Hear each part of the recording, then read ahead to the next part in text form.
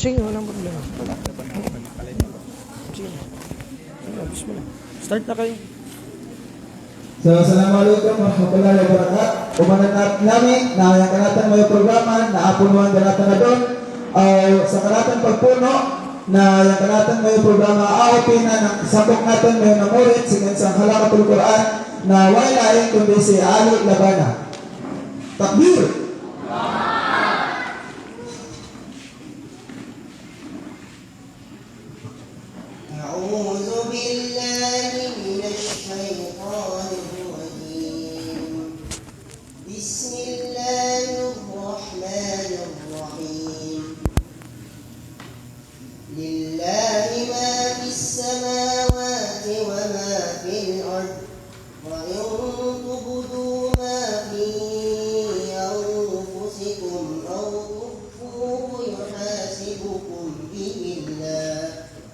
فيغفر لمن يشاء ويعذب من يشاء والله على كل شيء قدير آمن الرسول بما أنزل إليه من ربه والمؤمنون كل آمن بالله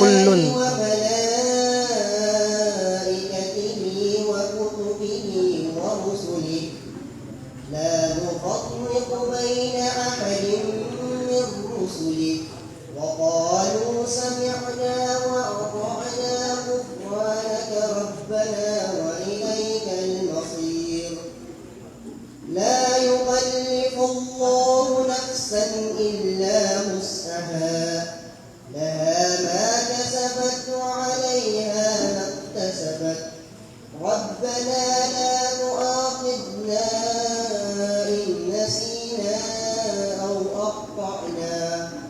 ربنا ولا تحمل علينا إصرا وما حملته على الذين من قبلنا ربنا ولا تحملنا ما لا طاقة لنا به واعف عنا واغفر لنا وارحمنا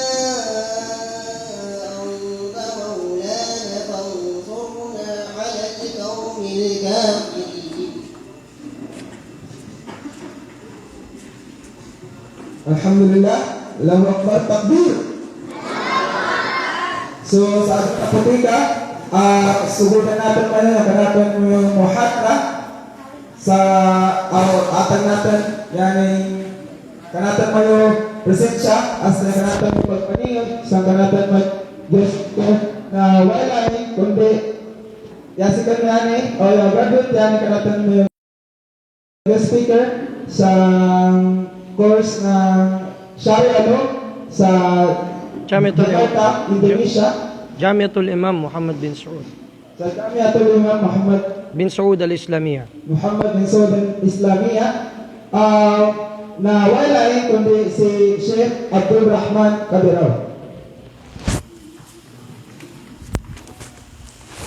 إن الحمد لله نحمده ونستعينه ونستغفره ونعوذ بالله تعالى من شرور أنفسنا وسيئات أعمالنا من يهده الله فهو المهتد ومن يضلل فلن تجد له وليا مرشدا وأشهد أن لا إله إلا الله وحده لا شريك له وأشهد أن محمدا عبده ورسوله أرسله الله بالهدى ودين الحق ليظهره على الدين كله فبلغ الرسالة وأدى الأمانة ونصح الأمة وكشف عنها به الغمة وحذرها من البدع وجاهد في الله حق جهاده حتى أتاه اليقين لتكون كلمة الله هي العليا وكلمة الذين كفروا هي السفلى فصلوات ربنا عليه وعلى آله وصحبه أجمعين ومن تمسك بسنته واقتفى أثره وتمنهج بمنهجه إلى يوم الدين ربنا زدنا علما وارزقنا فهما فسبحانك اللهم لا علم لنا إلا ما علمتنا إنك أنت العليم الحكيم. أما بعد، السلام عليكم ورحمة الله وبركاته. Mga pasaya ng Allah subhanahu wa ta'ala, mga minamahal ni Allah subhanahu wa ta'ala, tayo ay nagpapasalamat kay Allah sa pagkakataong ito na umabot pa tayo sa ika-18 gabi ng Ramadan, na alam natin na karamihan sa mga tao ay umabot man sa kanila o dinatnan man sila ng Ramadan o nawala sa kanilang Ramadan, magkatulad lang. Hindi nila naangkin ang kapatawaran ni Allah subhanahu wa ta'ala. Ang Rasul sallallahu alaihi wasallam isang beses ay natayo siya sa mimbar at umatras siya ng saglit o ng konti at narinig siya ng mga sahaba na lumakas ang kanyang pagsasabing, Amin, Amin. Nagtanong sa kanya ang mga sahaba, Ya Rasulullah, kulta amin, amin. Ya Rasulullah, nagsabi ka ng amin, amin. Ano ang dahilan nito, Ya Rasulullah? Sabi niya, atani Jibril. Dumating sa akin si Jibril alayhi salatu wassalam, at pagkatapos doon ay sinabi niya, raghima anfu rajulin, ja'a Ramadan wa dhahaba falam yughfar lah. فقال قل آمين فقلت آمين وأمن الصحابة معه. Sabi ng propeta sallallahu alaihi wasallam, nasubsub ika sa putikan ang ilong ng isang tao na dinatnan siya ng Ramadan at na maalam ito na hindi siya pinatawad ni Allah Ta'ala.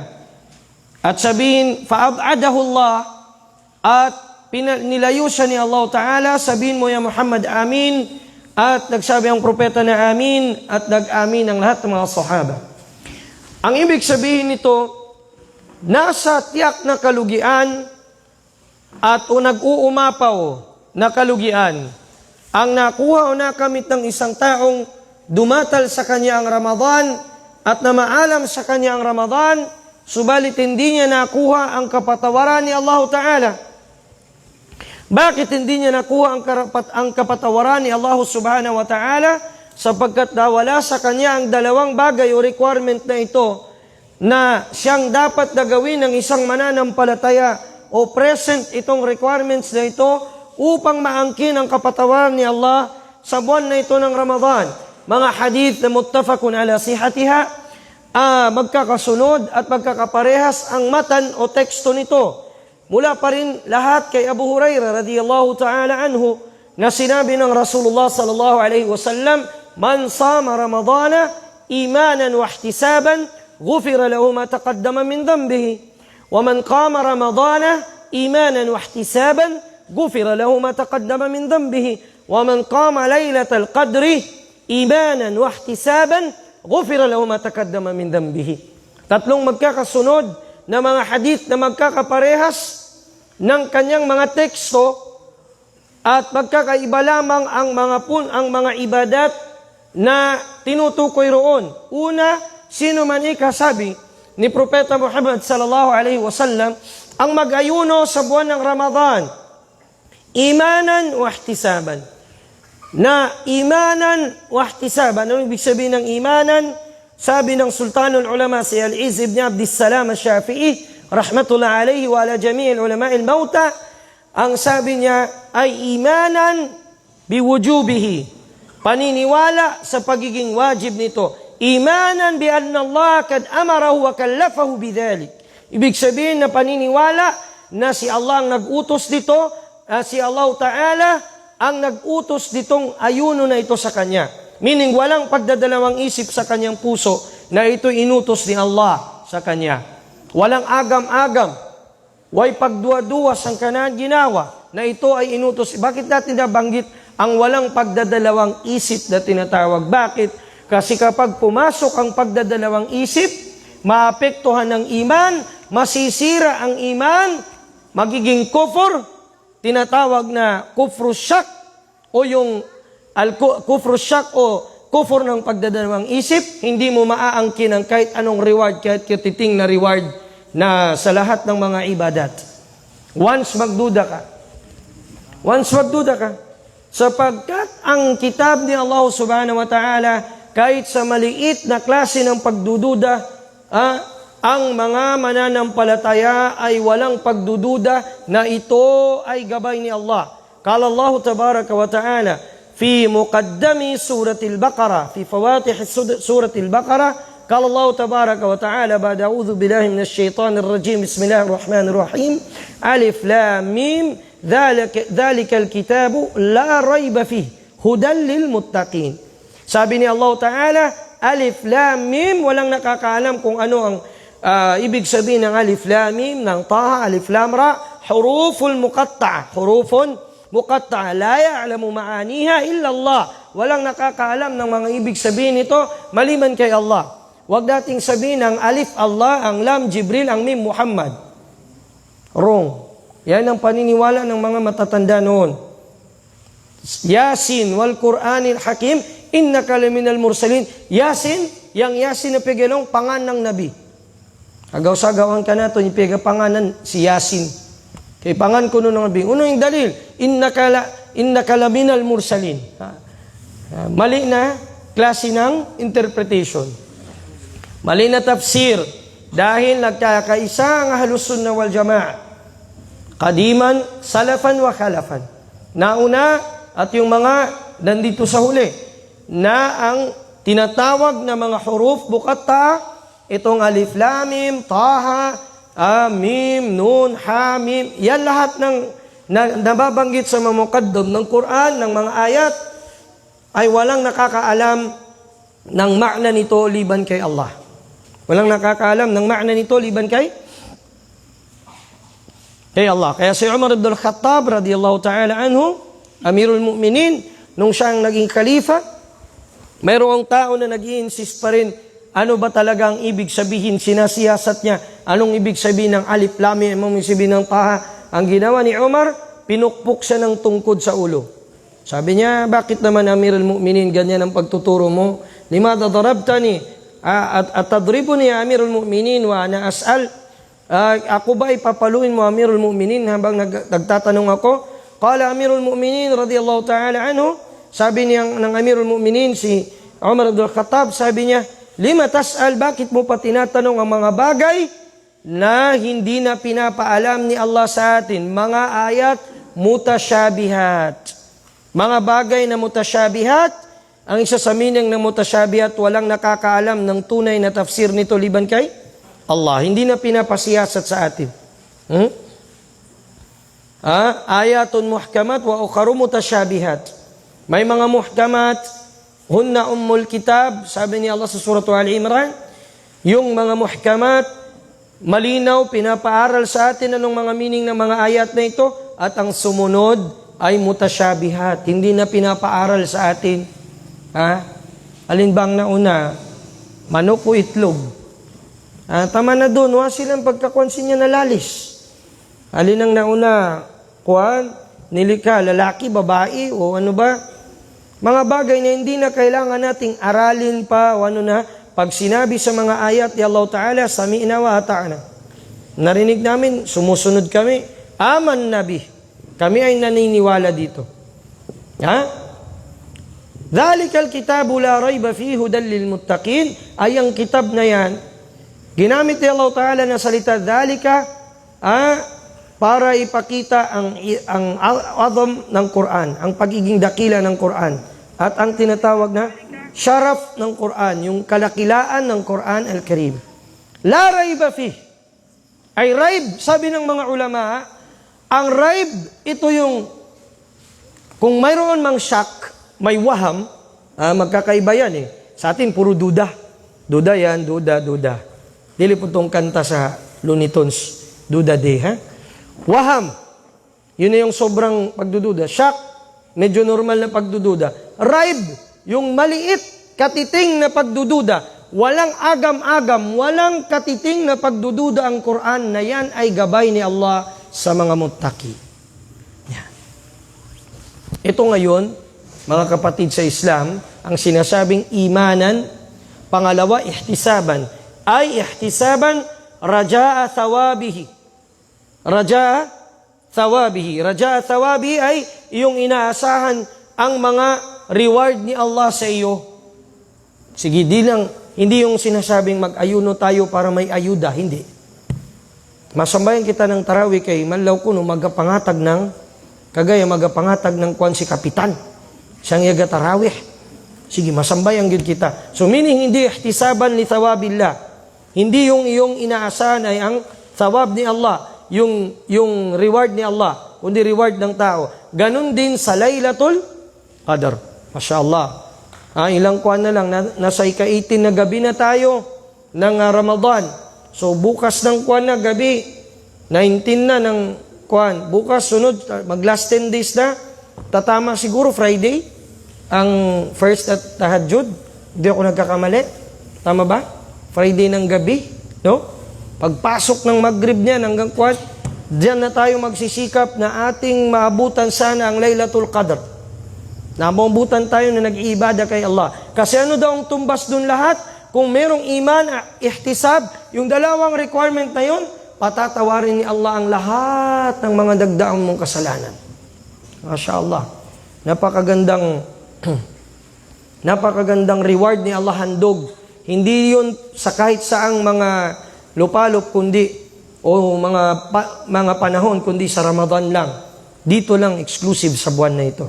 Kaya napuno talaga ito ng kabutihan, kaya lugi ang tao na dumating ito umalis, walang kapatawarang naangkin siya mula kay Allah subhanahu wa ta'ala. Kaya ito ngayon, ang topic natin, ano ba ang panawagan ni Allah sa atin? Nananawagan si Allah subhanahu wa ta'ala sa lahat ng mga mananampalataya. Nananawagan si Allah subhanahu wa ta'ala sa lahat ng mga mananampalataya.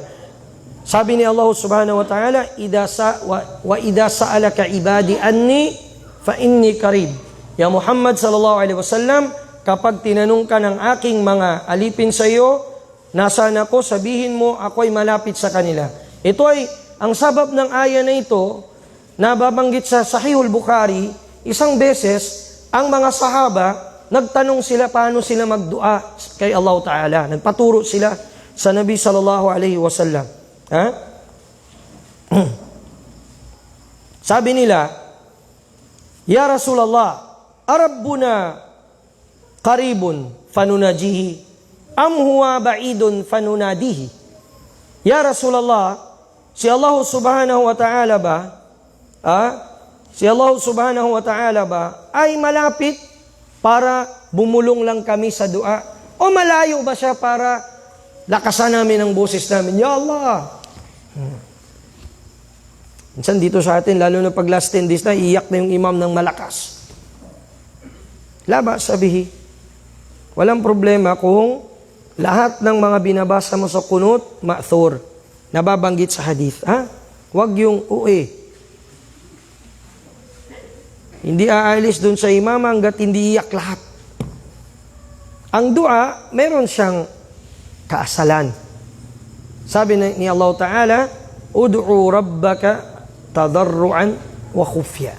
Pag ikaw ay nagdua sa iyong Panginoon, tadarru, ibig sabihin ng tadarru, yaumbang mayroong tinatawag na kataimtiman, pagpapakumbaba, wa khufya, at dapat na kung magdua ka, hipos-hipos sa dyan ang sintosog. Sabi ng tosog, bang silent lang na hindi makadisturbo sa'yo. Siyempre, imam ka, hindi pwedeng i-silent mo yung kunot mo. Mag-amin lang sila. Amin. Malayon ba nila anong pinagdua mo? Baka mamaya Allah bigay ka kami sa arus kaldo. Baka yan ang dua. Amin siya na skabo. Ikaw lang binigyan ng arus kaldo. Dua niya. Uy. Ya Allah, bigay ka kami sa lugaw, sa mistang. Ano pala ang dua mo? Kidding aside, hindi sa pagbibiro, pero hindi kailangan na mahaba ang kunut. Tinawag siya na kunut kasi ibig sabihin nun, al-qiyam, yung pagtayo, at tinawag din siya na kunut, ibig sabihin nun, pag-surrender kay Allah sa panahon ng dua. So magdua ka kay Allah Ta'ala, hindi kailangan na palakasan mo masyado. Allahumma rzuqna malan kathiran. amwalan ta'ila. Ya Allah, atagi pa kami ng madaig na sapi. Eh kapadungog ka diyang imam kayo ito sa kuan yang magasadaka ng madaig. Patay. Mathur yung mga nababanggit sa hadith. Wala takilna ila anfusina tarfata ain. Ganun lang. Yung mga dua na Allahumma hdina fi man hadait wa afi, sapat na yun. Huwag masyadong kuhan. Kasi bawat isa naman, kung meron silang hilingin kay Allah, mayroong hindi na alam ng imam yun. Personal mo na dadalangin ka kay Allah Ta'ala. Sabi ni Allah Ta'ala, wa idha sa'alaka ibadi anni fa inni karib. Ako'y malapit sa kanila. Si Allah Ta'ala malapit sa atin. Wa qaribun. Napakalapit siya sa atin na sinabi ni Allah Ta'ala sa isa pang aya, wa huwa aqrabu ilaykum min hablil warid. Si Allah Ta'ala ay napakalapit di kaysa sa inyong itong jugular vein, itong dinadaanan ng itong ugat na to, ang hablil warid, itong parang ugat na ito, parang lubid siya dito sa ating mga liig, na kapag tinamaan tayo dyan, patay kadalasan ng mga tao, o kung hindi man makumatos. Dinadaanan niya ng ating dugo, ng ating hangin, yan. Yan ay si Allah ay mas malapit pa sa atin kaysa sa dyan. Sabi niya. Anong ibig sabihin nun? Abunagid ka di ustads. Yang Allah subhanahu wa ta'ala agadwin kau, yagalong yung mga katikadong ningaon, na adi kunos ang kanaton, puso-puso, yan yang Allah. Nangamo pa, Panginoon yang Allah ta'ala, iyan da ka mo. Ikaw na alang, iyang kabuyang tagal lang. Na. Yang alang o yang tagal lang, sambok da. La hawla wala. Al-abid wal-ma'bud wahid. Yan, mga akida ng Sufi. Kasi bakit? Ano ang dalil nila? Wa huwa ma'akum ayna ma kuntum. Quran. Subha. Bukan ng dalil. Subha. Kasi dalil man yun sa Quran. Merong malinaw na tafsir yan. Kaso ginagamit nila sa subha nila. Ang mga mutasawwifa. Sabi nila, wa huwa ma'akum ayna ma kuntum. Inisyalaw niya, may magad ka mo. How no ba binaybayan? Ay, ibig sabihin, sumasama. Andyan siya sa iyo, andito din siya sa akin. May tapakaw maglawag. Bakit ka pa magsambahayang? Nandyan na sa iyo. Asal kaw sambahayang, may tapakaw sumambahayang. Ba't nangakaw masambayang na iyan da ka mo? La hawla wala quwwata. Way back 2009, may nasamahan ako ni isang group banda sa may Oriental. Nagdidiskusyon sila sa masjid. Hindi ko alam kung buhay pa yun sila. That time, siguro tanawi pa ako. Kagagraduate lang. Ganyan. Nakikinig ako sa diskusyon nila. Kunti pang alam ko sa akida, wala pa talaga masyado. Ang diskusyon nila, ano daw ang ibig sabihin ng lafdul jalala, Allah, alif, lam, ha. At saka yung W daw doon. Sabi ko, hindi man yung W siguro. Tashdid man yun. Kaya kung W daw, dapat yun daw yung pagsabot ng pangalan ng Allah, aula. Sabab ng W, aula. Patay, gi-combine mo ang English o ang Arabic. Ako ato, ignorante pa ako sinto na time. Ya panginaw, ya paminaw, paningog gid ako kanila. Alhamdulillah itong sambok na, ya makapangadi, yag-explain kanilan. Explain kanila. O masjid adto na sang mga matikadong. Yang kanila ni style. Na paano daw malalaman mo kung saan ang Allah sa katawan mo. La hawla wala quwwata. Wen yang Allah di sang badan. Aw uno kuman lang nan yang kainsakto ng la ilaha illallah Muhammadur Rasulullah. La ilaha illallah way tuna na Tuhan ya sa tabi Allah subhanahu wa ta'ala. Walang ibang Diyos dapat sabihin maliban kay Allah. Kulang. Muhammadur Rasulullah sobra. Saan doon ang hindi ko nagkulang at hindi sumubra? No, palaisipan. Magsakit ang ulo mo. Merong isa noon na nabaliw siya. Kasi hinanap niya anong ibig sabihin yan. Hindi na yan kailangan mong hanapin. Kasi insakto yan. Wala yang sobra, walang kulang yan. May requirements siya kung paano natin matamo ang tama sa la ilaha illallah Muhammadur Rasulullah. And explain. Walang ilmo sa Islam na tinatago. Sabi pa nga ni Ibn Taymiyyah rahimahullah ta'ala, an-najwa sabi niya fil ilm, yung pahabulong-bulong pagdating sa ilmo, ta'sisud dalal. Yan ang pundasyon ng kaligawan. Yung magsikrito, adi pa kaw kay, adi kaw magaguro ka na. Pagdaad to, kamangad to, pagbilipad to ng 5 ka manok na virgin, pagkamang ng piltilpin, pagbili pa ng Manila paper, tapos balde, tapos yung balde, kuhanin ng tubig na pegatakaw, yung tubig daw na ninakaw. Stagpirula, tudluan pa ka og pangawat. Adong kita magakuha ng ilmo. Baka ng ilmo ito. Ha? So, tama ba yun na ang Allah Ta'ala kahit saan kasama natin? Sabi ng Ahlus Sunnah wal Jamaa, naam, kasama natin siya biilmihi. Biilmihi. Sa kanyang kaalaman. Ano ang dalil? Sabi ng Allah Ta'ala sa Surah Taha, Inni ma'akuma asma'u wa ara. Sabi niya kay Harun at kay Musa alayhimassalam, nung inutusan sila na pumunta kay Firaun, innani ma'akuma, tunay na ako'y kasama ninyong dalawa. Asma'u wa ara. Paano daw? Asma wa ara. Narinig ni Allah at nakikita niya. Anong yan pala ang maiya o pagsama ng Allah Ta'ala sa atin. Yun pala. Hindi pala na dat niya mismo bababa o kahit saan yung dat niya nandun sa'yo, nandito sa akin. Hindi. Kasi ang dat ni Allah Ta'ala, yung kanyang sarili, andun sa ibabaw ng arsh. Ar-Rahmanu alal arshi istawa. Tapos ang usapan. Bainun an khalqihi. Malayo sa kanyang mga nilikha.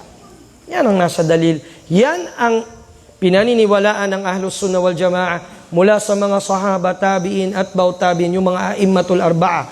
Yung parating sinasabi nila, sapi imang kami, agaw-sagaw yaga kunut kami, sang pajar kay sapi kami. Yaga takbir kami, ang hulog ng kanami takbir, adi sang kilid kay sapi kami. Yaga usalli kami, sapi kami. Ayaw mayo kami bidaa kay sapi. Mandaig na sapi. Million. Patidtuan muna yung paglaong. Shafi'i. Shafi'i, sabab ng tribo ni Imam Muhammad bin Idris al-Shafi'i, al-Qurashi, rahimahullahu tabaraka wa ta'ala, rahmatan wasi'a. Sambok na imam sa mga aimma.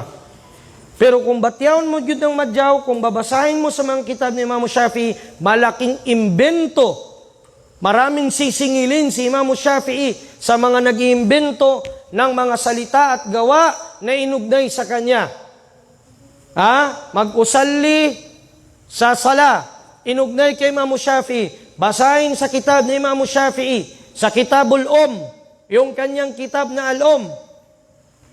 Yung kitab ng fiqh ni Imam Shafi'i, wala doon na mababasa mo na si Imam Shafi'i nagturo na itong basahin sa niyat ng pajar, ng duhur, wala. Wala. Hada iftira ala imamina Shafi'i. Yan ay imbento laban kay Imam Shafi'i rahimahullah ta'ala. Wal Imam Shafi'i minhum bara. Si Imam Shafi'i rahimahullah malaya sa kanilang mga pinagbibintang. Na matakot tayo kay Allah, sisingilin ka ni Imam Shafi'i sa araw ng paghukom. Innani ma'akuma asma'u wa ara. Naririnig ko kayo at nakikita ko kayo, sabi ni Allah Ta'ala. Yan ang maiya ni Allah Subhanahu wa Ta'ala. Yan ang sinasabing kanyang pagsama sa kanyang mga alipin. Pero sabi ni Allah, sabi niya, ujibud da'wat ad-da'i idha da'an. Pag nagdua daw ang magdudua sa kanya, walang duda na sasagutin niya. Ibibigay niya. Pero, yung pagdudua, meron siyang requirement. Bago natin makuha yung tinatawag na sagot ni Allah Ta'ala. Ang sabi ni Allah Ta'ala sa Suratul Anfal 24. Sabi ni Allah Ta'ala, Ba'da'udhu billahi minash shaitanir rajim, Ya ayyuhalladhina amanu istajibu lillahi walirrasul idha da'akum lima yuhyikum wa'lamu anna Allah yahulu bainal mar'i wa qalbihi wa annahu ilayhi tuhsyarun. Sabi ni Allah Ta'ala, o mga mananampalataya, kayo ay sumagot o tumugon sa panawagan ni Allah at ng kanyang propeta.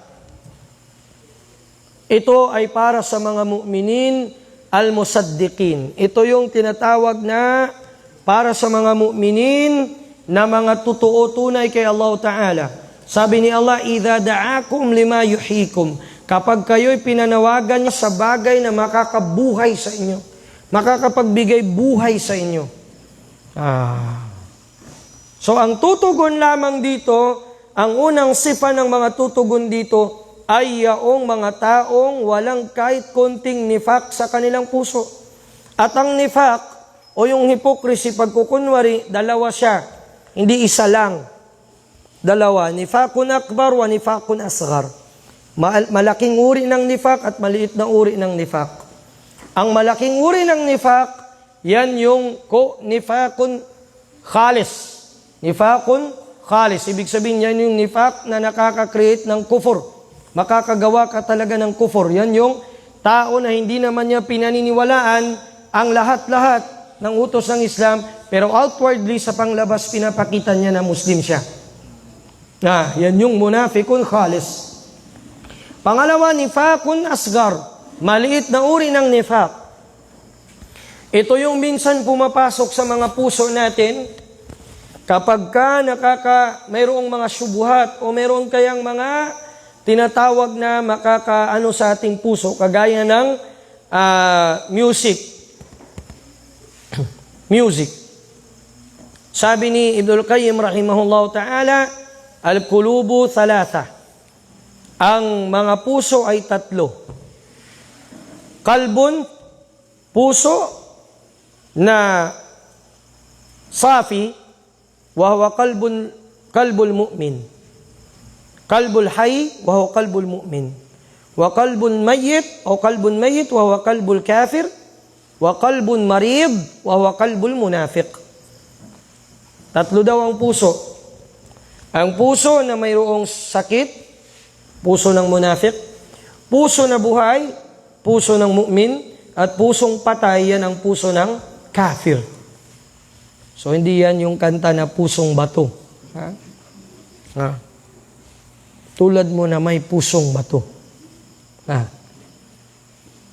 So, binanggit naman sa hadith ni Abu Sa'id al-Khudri, radiyallahu anhu, at ang hadith na ito ay nababanggit ni Imam Abu Dawud at ni Ibn Majah at ni Ahmad sa kanyang musnad. At ang hadith na ito ay tinaif ni Albani, subalit sinahi ni Sheikh Shu'aib al-Arnaut rahimahullah. Sinabi ni Allah, al-qulubu, o sinang propeta sallallahu alaihi wasallam, al-qulubu arba'a. Ang puso daw ay apat. Sabi niya, kalbun, sabi niya, hay, wa huwa kalbul mu'min. Wa qalbun mayyit wa huwa qalbul kafir, wa qalbun marid wa huwa qalbul munafiq, wa qalbun musaffah. Qalbun musaffah.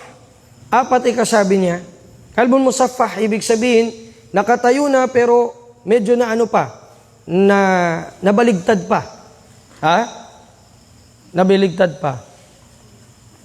Yan yung sa bawat araw, yaglibu fihi al-iman, wa fi ba'd al-ayyam yaglibu fihi an-nifaq. Fa ayyu minhuma yaglib ghalabahu. Minsan mayroong nifaq, mahalo, mananalo sa kanya, minsan mayroong iman, mananalo sa kanya. So okay na yun, puso ng munafik, klaro na, puso ng patay, puso ng kafir yun, ang buhay sa mu'min. Itong problema yung pang-apat. Musaffah. Minsan, mayroon siyang sakit konti, minsan nahakot siya ng ganito, ng nifak, minsan nahakotin niya iman, lalakas. Ito yung karamihan sa atin. Hindi natin namamalayan, nifak na maliit, ito yung nifak na maliit, likha ito ng mga syubuhat sa mundo, kasama na ang musika.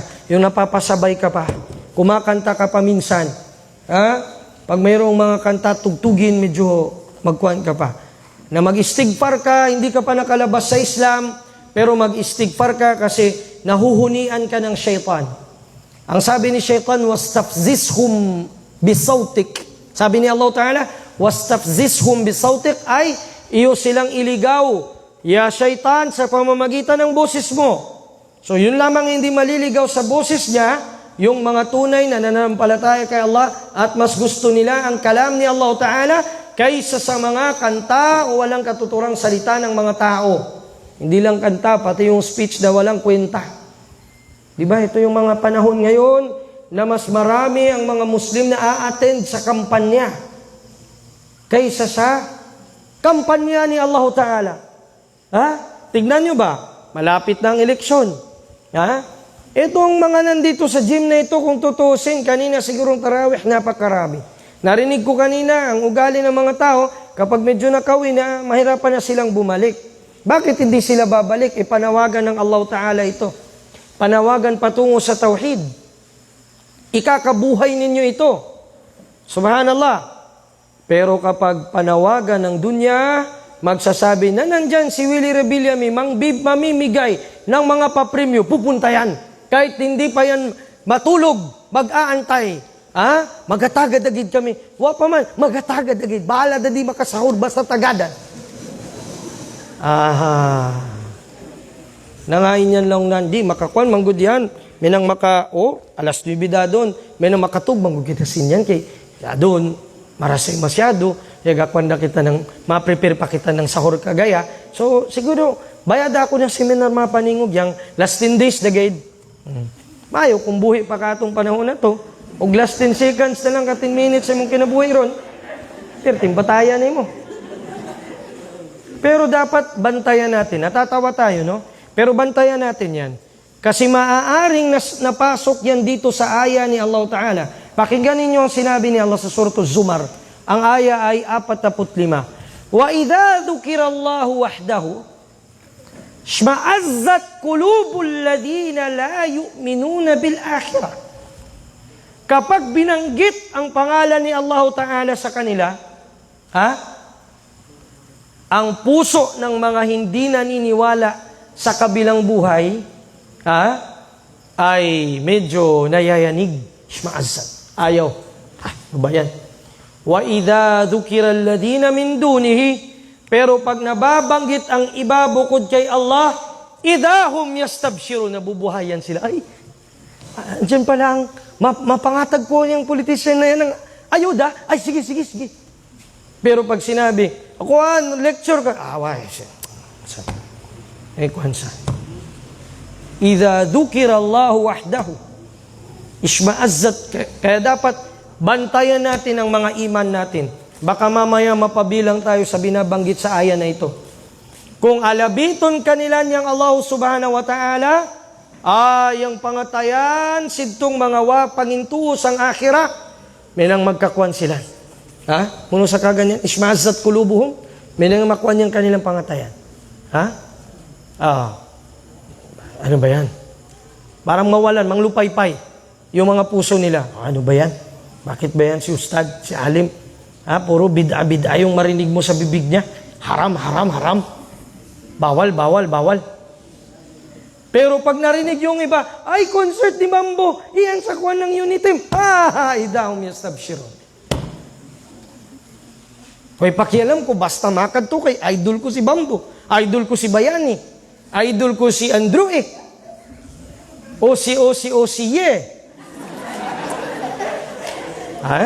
Idahum yastabshirun. A'udhu billah. Dapat mga kapatid, kapag naririnig natin yung mga bagay na yan, magkaroon tayo ng galit sapagkat mga muharramat yan, mga kuffar yan, na ang kanilang ginagawa, yung kahanda nila, yung ungaya nila, yung kanilang intensyon ay para maligaw tayo sa focus natin na walang iba kundi ang akhirah. Yan ang gusto ng mga kuffar. وَيُرِيدُ الَّذِينَ يَتَّبِعُونَ الشَّهَوَاتِ أَن تَمِيلُوا مَيْلًا عَظِيمًا. Sa Suratun Nisa, ang gusto ng mga sumusunod sa sarili nilang kagustuhan, pag nanasa pithaya nila, na kayo ay maligaw ng napakadakilang pagkaligaw, mawala kayo sa landas ni Allah. Sabi ni Allah subhanahu wa ta'ala, sinabi ni Allah subhanahu wa ta'ala, an tamilu maylan azima, yuriduna alladhina yattabi'una ash-shahawat, an tamilu maylan azima. Yan ang gusto niya. Wa yuridu ash-shaytan an yudillahum dalalan ba'ida. Gusto ni shaytan na maalis kayo, maligaw kayo sa napakalayong klase ng pagkaligaw. Yan ang gusto ni shaytan. Kaya tayo kinakantahan, Kaya ka pinapag-TikTok. Sige, pang pawalagid ng gutom yan eh. Ha? Kung hindi ikaw, ha? Papatayin na lang kita, papatayin na lang kita. A'udhu billah. Ha? Pipigilin ang sarili na umibig pang muli. La hawla wala quwwata illa billah. Ha?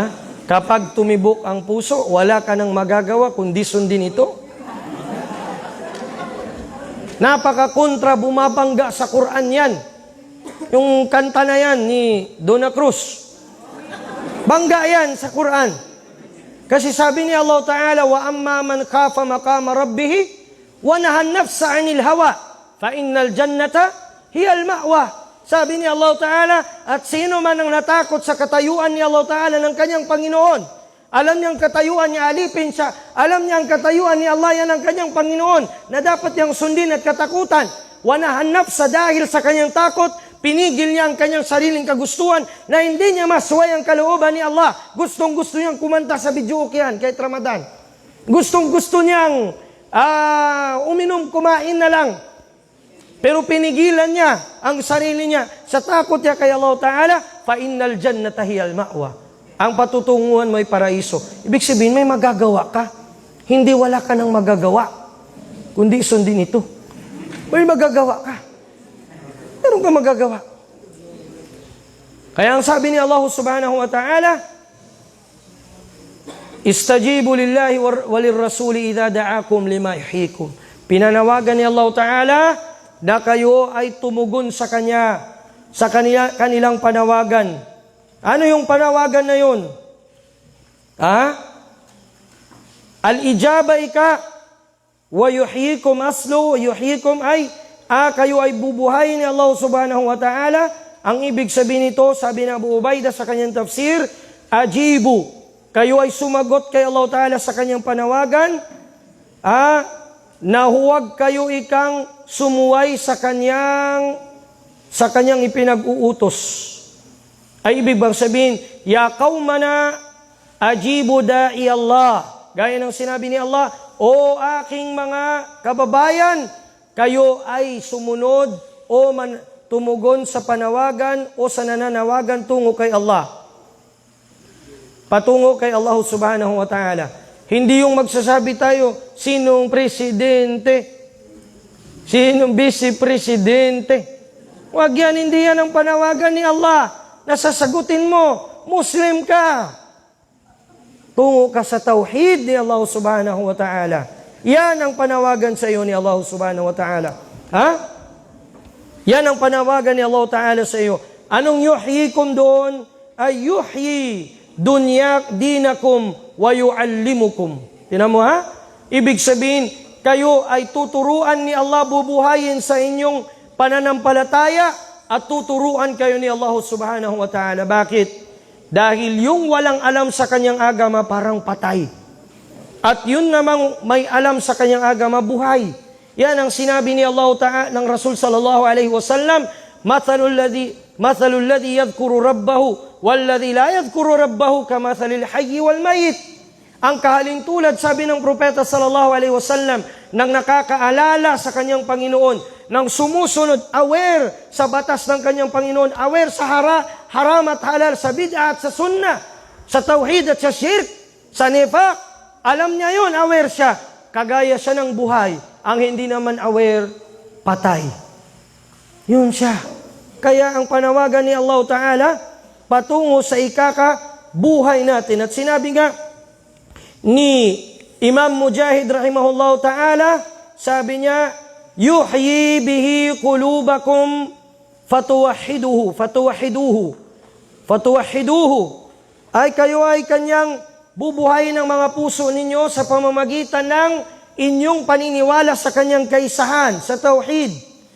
At ganun din, sinabi niya, li'annahu min mautil kufri wal jahal. Sabi niya, ang kamatayan na tinatawag dito pa lang sa mundo, patay na ang kufur at ang jahal.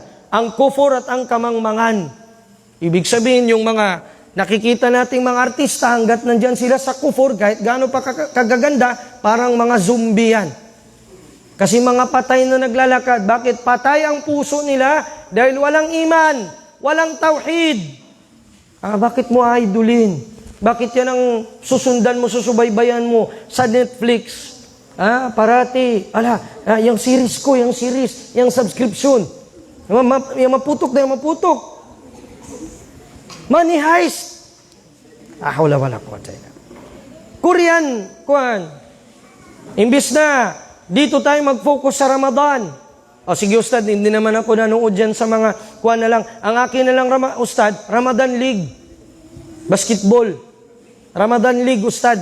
Para buhay ang banwa. Kay Ramadan League. A'udhu billah. Yan ba ang inutos ng propeta sallallahu alaihi wasallam? Yan ba ang ginagawa niya sa mga gabi ng Ramadan? Mag-basketball? Magpaligsahan ng kabayo? Hindi yan ang ginagawa ng Nabi. Pag buwan ng Ramadan, nababanggit na lalo na pag last 10 days na, syudda mi'zara. Ang propeta sallallahu alaihi wasallam, yung kanyang sinturon, hinihigpitan niya. Fayatazilun nisa, at nilalayuan niyang mga asawa niya. Kasi nagkukonsentrate sa ibada. Kasi intihazan li Lailatul Qadr. Para kanyang mag-grab ang opportunity sa Lailatul Qadr. Tayo, hindi Lailatul Qadr kay Lailatul Basketball. Hindi. Yan ang nangyari sa atin. Telenovela, Korean novela, para di ako makatug, para makasahur gyud ako, yanid dya sagaw, pigajagahan ko yanin kwan.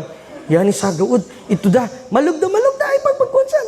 Lang ba na mo, ipagtahad jud da sa, last dagid yan, last dagid. Yan ba ang makakabuhay sa atin? La. Hindi yan ang makakabuhay. Ang makakabuhay ay ang pagsunod kay Allah at sa Rasul sallallahu alaihi wasallam. Pag-aaral sa kanilang sa kanilang mga kautusan at pagsunod sa kanilang mga kautusan. Ganun din, binanggit din ng mga ulama na ang ibig sabihin dito, idadaakum lima yuhikum, ayon kay Imam Mujahid at sa Jumhur, al-ma'na istajibu lit-ta'ah wa ma tadamanathu al-Qur'an wa ma tudamminuhu al-Qur'an tadamanahu al-Qur'an min awamir ma tadamanahu al-Qur'an min awamirin wa nawahi fa fihi al-hayatul abadiyah. Kayo ay tumugon sa pagsunod kay Allah subhanahu wa ta'ala sa pamamagitan ng pag-aaral ng Quran at ng Sunnah sa kung ano ang pinag-uutos ni Allah at iwasan ng kanyang pinagbabawal, sapagkat mayroon ditong buhay na walang hanggan na pinapangako. Wan ni'matus sarmadiyya. Ano itong ni'mat sarmadiyya? Yung ni'ma o biyaya na walang hanggan doon sa kanyang paraiso. Wakila, at sabi naman ng iban sa mga mufassirun, al-muradu biqawlihi lima yuhyikum, ang ibig sabihin dito ng lima yuhyikum, magbubuhay sa inyo, ang jihad. Fa'innahu sababul hayati fi dhahir, sapagkat ang jihad ay dahilan ng tinatawag na buhay sa panglabas, li'anna al-adu idha lam yugza gaza, sapagkat ang mga kalaban kapag hindi sila sasalakayin o hindi sila walang sasalakay o magdidepensa laban sa kanila, sila ay makikipagdigma. Wa fi gazwihi al-maut, at yung pakikipaglaban sa mga kalaban ni Allah Ta'ala ay mayroon doong kamatayan. Wal mautu fil jihad al-hayatul abadiyah, at ang kamatayan sa landas ng jihad ay nandoon ang magpakailanman na buhay. Qala Allah Azza wa Jal, wala tahsabanna alladhina qutilu fi sabilillahi amwata bal ahya'un 'inda rabbihim yurzaqun. Sabi ni Allah Ta'ala, at huwag ninyong pakaisipin o kalain na ang mga pinaslang sa landas ni Allah ay mga patay, bagkus sila ay mga buhay at binibiyayaan sila ni Allah Subhanahu wa Ta'ala doon sa Kanya, sa ganang Kanya. Sila ay buhay. At ito ang sinabi ng Jumhur al-Mufassirun patungkol sa aya na ito. Naiulat naman mula kay Sa'id ibn al-Mu'alla na sinabi niya, at ito'y nasa Sahih al-Bukhari, kuntu usalli fil masjid. Nagsasala ako sa masjid. Fada'ani Rasulullah sallallahu alaihi wasallam. Tinawag ako ng propeta sallallahu alaihi wasallam, falam ujibhu. Hindi ko siya sinagot. Thumma ataytuhu faqultu. Pagkatapos ay pinuntahan ko siya at sinabi ko, Ya Rasulullah, inni kuntu usalli. Ya Rasulullah, nagsasala ako nung tinawag mo ako. Faqala, alam yakulillahu azza wa jal, istajibu lillahi walirrasuli idha da'akum lima yuhyikum. Hindi ba sinabi sa inyo ni Allah subhanahu wa ta'ala na sumagot kayo, tumugon kayo kay Allah at sa kanyang propeta kung kayo'y tinatawag sa bagay na ikakabuhay sa inyo? Sabi ng mga ulama, dalawa ika. Sabi ni Imam Shafi'i rahimahullah, hada dalilun ala anna al-fi'l al-fard aw al-qawl al-fard idha utiya bihi fi as-salah la tubdil li amri Rasulillah sallallahu alaihi wasallam bil ijabati wa in kana fi as-salah. Sabi ni Imam Shafi'i sa mas'ala na ito ika ay dalil, yung nababanggit na hadith na yun mula kay Sa'id ibn al-Mu'alla ayon kay Imam al-Bukhari, ito ika ay dalil na kapag ang gawaing fard o salitang fard, ibig sabihin noon ay obligado, ay kapag ito ay dumatal sa iyo, kahit sa sala, hindi masisira ang sala mo kapag ikaw ay sumagot. Pero exclusive ika sa Propeta Muhammad sallallahu alaihi wasallam yun, na dapat siyang sagutin kung siya ay nanawagan. O wala na ang nabi ngayon, baka isipin ninyo may kwan. Kultu wa fihi hujjatun liqawlihi al-Auza'i, at ito ay may hujja o may dalil sa sinabi din ni Imam al-Auza'i, law anna rajulan yusalli fa absara ghulaman yuridu an yasquta fi bi'rin fasaha bihi wa ansarafa ilayhi wa antaharahu lam yakun bidhalika ba'sun wallahu a'lam. Sabi ni Imam al-Auza'i, kung halimbawa ang gawain ika ay fard, gaya ng mayroong isang tao na nagsasala, faabsara gulaman, mayroon siyang nakita na aninag na isang bata, mahuhulog sa balon. Fasaha bihi, nahulog sa balon at sumigaw yung batang iyon. At yung nagsasala na yun, pinuntahan niya at niligtas niya, walang problema doon, hindi mapuputol ang kanyang sala. Pwede pala yung ustad. Pwede. So ustad, pag tumawag yung asawa ko, nagsasala ako, pwede ko palang sagutin. Hello? Hindi. Hindi yun ang ibig sabihin nun. Kasi hindi naman fard yun, hindi naman Rasulullah ang asawa mo, at hindi naman daruri na sagutin mo talaga siya. Di ba? So, halimbawa niyan, nagsasala ka, tapos yung may kumakatok sa pinto, pwede mo bang sabihin, nagsasala ako? Mabatal yung sala mo. Pero ang dapat mong gawin, buksan mo ang pinto kung alam mo naman na yun ay nanay mo, asawa mo, kapatid mo. Pagbuksan mo, magsasala ka at mag-sign ka sa kanya para malaman niya na nagsasala ka at hindi na siya iimik o makikipag-usap. Pangalawa, sinabi ni Allah, wa'lamu anna Allah yahulu bainal mar'i wa qalbihi. At alamin ninyo na si Allah subhanahu wa ta'ala ay nalalaman niya ka ang nasa puso, nasa tao, sa pagitan niya at sa kanyang puso. Sabi nila, innahu, ng mga mufassirun, innahu yaqtadin nas minhu ala khalqihi ta'ala al-kufr wal-iman fayahulu bayna al-mar'i al-kafir wa bayna al-iman alladhi amara bih. Fala yaktasibuhu idha lam yuqaddirhu alayh bal aqdarahu ala ضده وهو الكفر وهكذا المؤمن يحول بينه وبين الكفر. فبان بهذا النص أنه تعالى خالق لجميع اكتساب العباد خيرها وشرها. Sa aya na ito, matututunan din natin na si Allah subhanahu wa ta'ala, kagaya din na nilikha niya ang iman at ang mu'min, nilikha niya rin ang tao at ang kafir. Ang kufur nilikha ni Allah at nilikha niya rin ang iman. Ustad, yan ka di Allah ta'ala ikabawin ng kufur. Nanangasa ba ya ustad? Magapaningkamot pa kita ng iman, ng pag-iwas ng kupor na, iyan da ka, di pagkakadardanan. Di ba? Yan ang pilosopo na tao. Bakit pa ako magkuhan ng Ramadan? Kung makasurga. Kung manaraka. Tinatakot tayo masyado ng mga ustad na yan. Mga ustad, may impyerno kayo kung ganito, ito ang kapunta sa impyerno. Nga kayo, ustad, sikunda ka ba ito?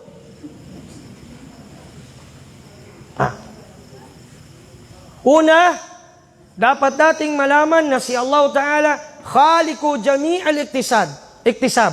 Si Allah Ta'ala ang may likha ng lahat ng mga gawa. Yung gawain mo na khair at shar, siyang may likha niyan. Yan ang paniniwala ng Ahlus Sunnah wal Jama'ah. Wala tayong ibang, sabi ni Allah Subhanahu wa Ta'ala, wa ma tasha'una illa ay yasha Allahu Rabbul Alamin. Hindi kayo makakapagpasya kung hindi ang pagpapasya mula kay Allah Subhanahu wa Ta'ala. Kung ganun, Ustad, unfair. Alam na pala kung makasurga tayo, makanarka. Ito na pala yun. Manarka na pala tayo. Gaya nung nagsabi sa akin na, Ya Allah, magadusa pa ba ako sang kadnan, sang Allah Subhanahu wa Ta'ala, na yamainlab ako sang kanakuyab, na kapir, na bisaya, upat katuig daman good kami, magamurtad, maagad ako sang agamanan, magkadusa pa ba ako sang Allah? Na minang pigakadar daman kanak na, ningon pa, isu pa ako, minang wadugigana ko sa Islam.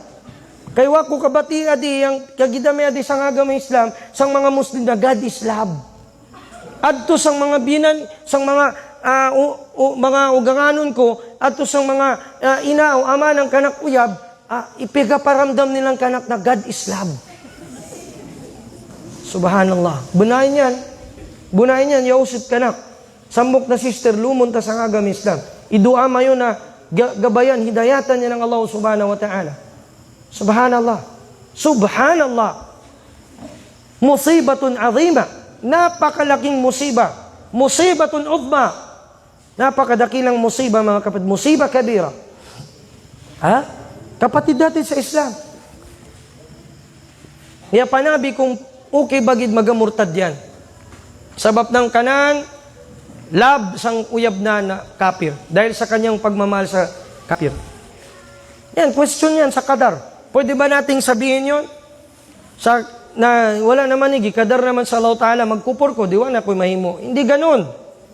Sabi ng Allah Subhanahu wa Ta'ala, inna hadaynahu sabila, imma syakiran wa imma kafura.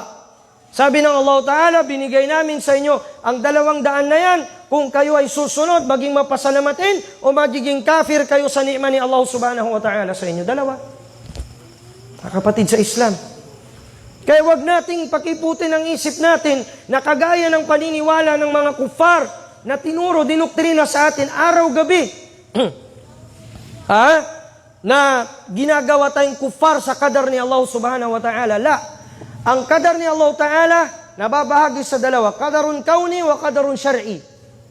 Kadar kauni, lahat ng mga nasa kalikhaan, walang nagaganap kung hindi siya ang nagluloob, nagpapasya. Walang nagaganap kung hindi siya ang nagpapasya. Inna kulla shay'in khalaqnahu biqadar. Lahat ng bagay ay nilikha namin na mayroon siyang qadar, sabi ni Allah Subhanahu wa Ta'ala. So kung mayroon, nilikha ni Allah Ta'ala ang syaitan, nilikha ni Allah Ta'ala ang masama, test yan o pagsubok yan sa mga mananampalataya upang makapasok sila ng paraiso na mayroong pagjihad kay Allah Subhanahu wa Ta'ala. Ahasiban nas wa yutrak wa yaqulu amanna wa hum la yuftanun.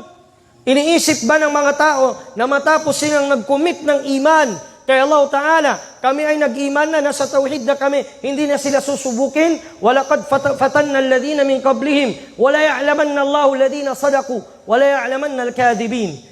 Susubukin namin sila, tiyak, sabi ni Allah, malalaman namin mapag-iiba, mabubukod ang tapat kay Allah Ta'ala at ang mga sinungaling sa Kanya. Ibig sabihin nito, si Allah Subhanahu wa Ta'ala, kung nanaisin niyang hidayah, ibibigay niya sa iyo. Kung yun din ang inihiling mo, at kung nanaisin niyang kufur, para sa iyo walang magagawa ang alipin, o ang alipin din ay ililid siya sa mga bagay na makakagawa siya ng kufur.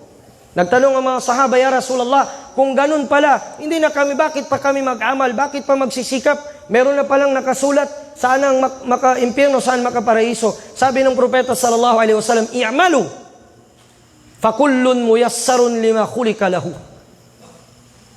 Gumawa kayo, magsikap kayo, mag-ibada kayo, sikapin ninyo na makuha ang ridha o pagkalugod ni Allah, sapagkat bawat isa sa inyo ay nilikha ayon sa ikakala, bawat isa sa inyo ay padadaliin sa Kanya kung saan siya patungo, kung saan siya nakalika dapat, kung saan siya nakatadhana.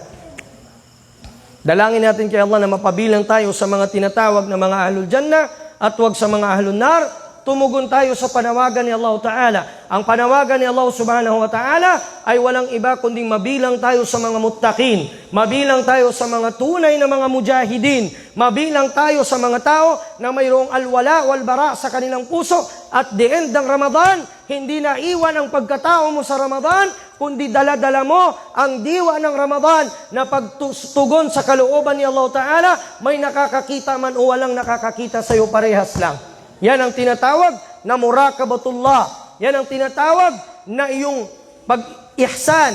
Na sinabi ng propeta, an ta'budallaha ka'annaka tarahu, fa in lam takun tarahu fa innahu yaraka. Nasambahin mo si Allah na para bang nakikita mo siya, subalit ang totoo hindi mo siya nakikita at siya lamang nakakakita sa iyo dito sa mundo. La tudrikuhul absar wa huwa yudrikul absar. Hindi siya naaabot ng mga paningin sa mundong ito, subalit naaabot niya ang mga paningin dito sa mundong ito. Sa kabilang buhay, si Allah Subhanahu wa Ta'ala ay ibibigay niya na bonus sa mga mananampalataya, sa mga tapat sa Kanya, sa mga tumugon sa Kanyang panawagan, na makikita ang mukha niya.